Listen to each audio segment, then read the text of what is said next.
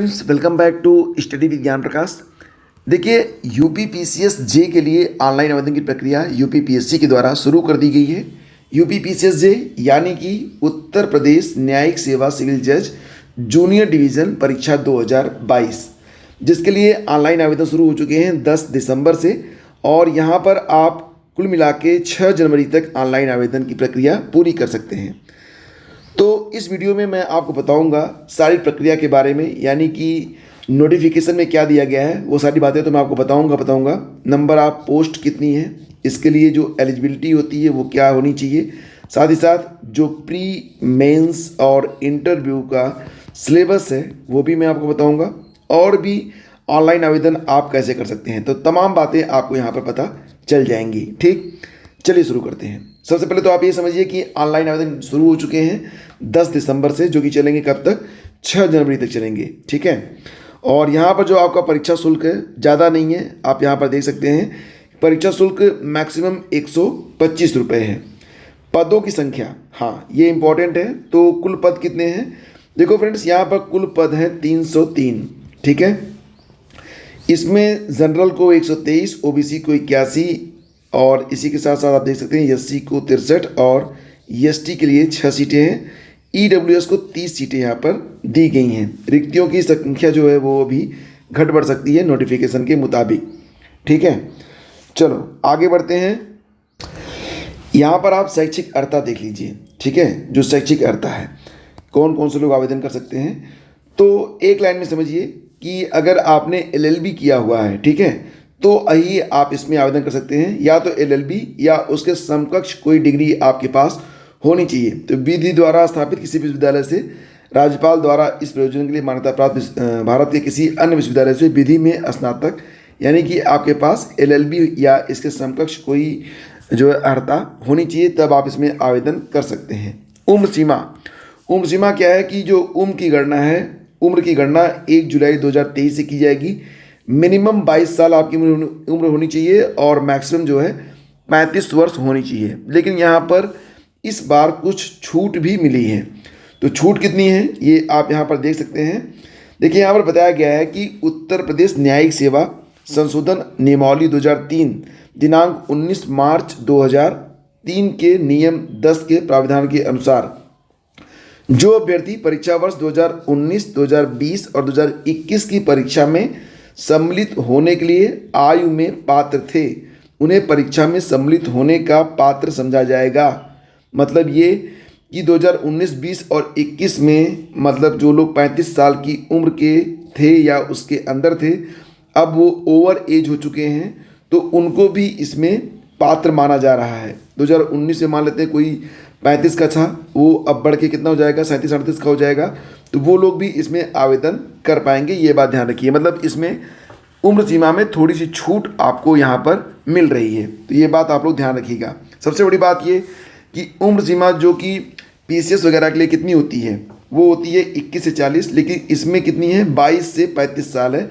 40 साल करने के लिए एक याचिका डाली गई थी, जिसे कोर्ट ने स्वीकार नहीं किया।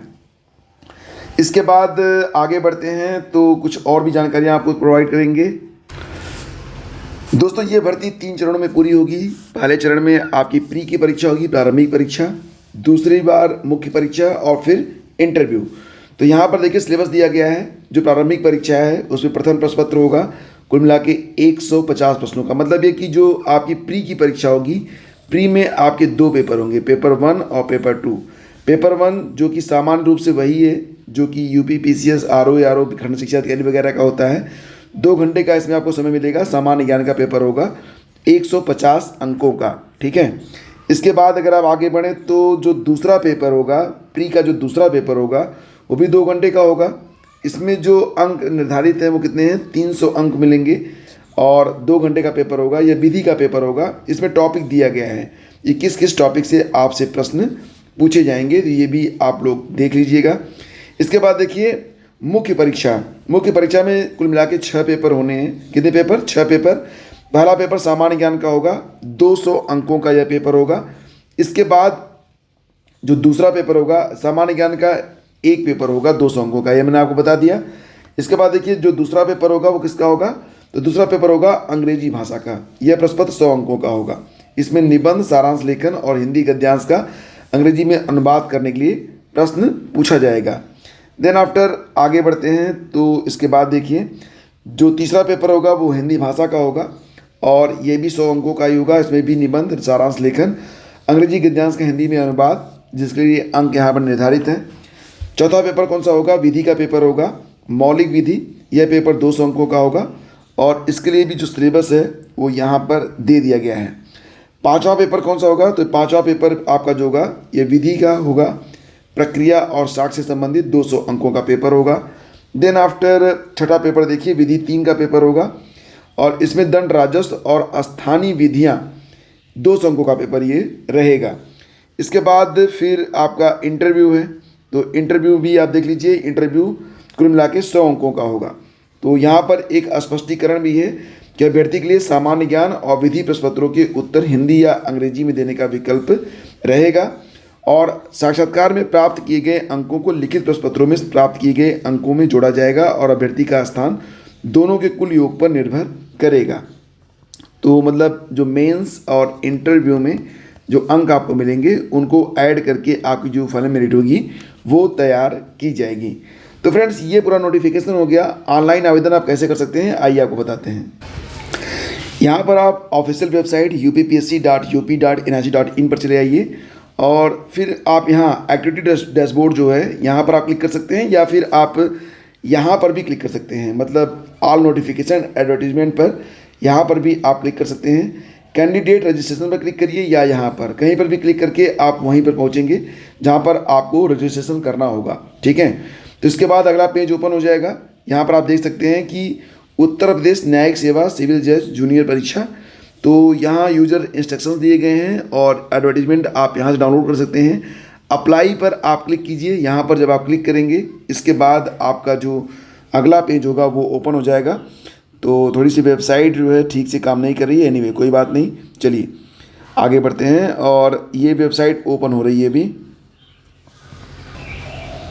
तो दोस्तों यहाँ पर देखिए आप वेबसाइट ओपन हो चुकी है और यहाँ पर दिया गया है, सारी डिटेल्स आपको मिल जाएगी, विज्ञापन संख्या वगैरह। विज्ञापन 10 दिसंबर शुरू हो रहे हैं और फिर नीचे आप देख सकते हैं नेचर, इसका पे scale, age limit, total number of post 303, qualifications आप यहाँ से चेक कर सकते हैं।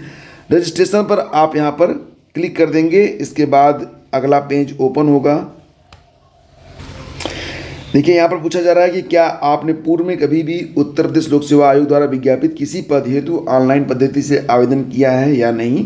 तो यहाँ पर आप यस और नो कर देंगे। अगर आप यस करते हैं तो आपसे आपका रजिस्ट्रेशन नंबर मांगा जाएगा और उसके बाद मात्र कुछ ही स्टेप में आप अपनी रजिस्ट्रेशन की जो प्रक्रिया है उसको पूरी कर लेंगे। अगर आप नो करते हैं तो कोई बात नहीं, इसके बाद एक नया फॉर्म आपके लिए ओपन हो जाएगा जिसमें आपसे कुछ डिटेल्स मांगी जाएंगी और वो डिटेल्स फिलअप करने के बाद आप अपना रजिस्ट्रेशन यहाँ पर कंप्लीट कर सकते हैं। तो देखो यहाँ पर सबसे पहले आपको अपना रजिस्ट्रेशन करना होगा, उसके बाद फिर आपको फ़ी जमा करनी होगी, फिर मुख्य परीक्षा के लिए फॉर्म जमा करना होगा और फाइनल प्रिंट आउट लेना होगा।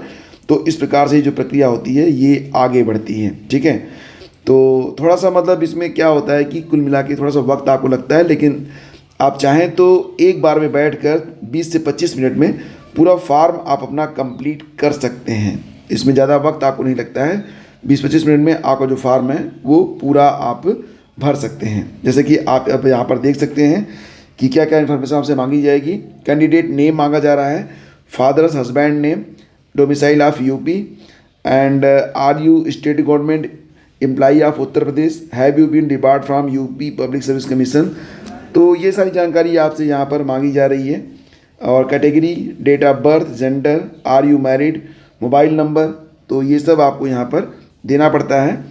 और ईमेल आईडी ये सब आपको डालना पड़ेगा। नीचे देखिए हाई स्कूल और इंटरमीडिएट का जो डिटेल्स है जिसमें पासिंग ईयर, बोर्ड और रोल नंबर आपसे पूछा जाएगा। एसेंशियल क्वालिफिकेशन में आपसे पूछा जा रहा है कि देवनागरी लिपि का अच्छा ज्ञान है या नहीं है, और तो सभी के पास रहता है। और एलएलबी में जो स्नातक वगैरह है उससे संबंधित क्वेश्चन पूछे जाएंगे।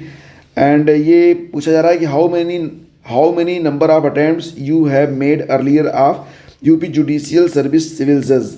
तो 1 2 3 4 नन, तो ये यहाँ पर आपको करना होता है, कैपिटल डाल के आपको वैलिडेट ऐप रिव्यू पर क्लिक करना होता है। इसके बाद अगला स्टेप आएगा, आसानी से आप इस पूरे फॉर्म को फिलअप कर पाएंगे। तो दोस्तों ये थी आज की पूरी इन्फॉर्मेशन और थैंक यू सो मच। अगर वीडियो अच्छा लगा है तो लाइक और शेयर कर दीजिएगा। और ये जो नोटिफिकेशन है इसको आप हमारे टेलीग्राम चैनल जिसका नाम है स्टडी विद ज्ञान प्रकाश, तो वहाँ पर जाकर आपको नोटिफिकेशन मिल जाएगा।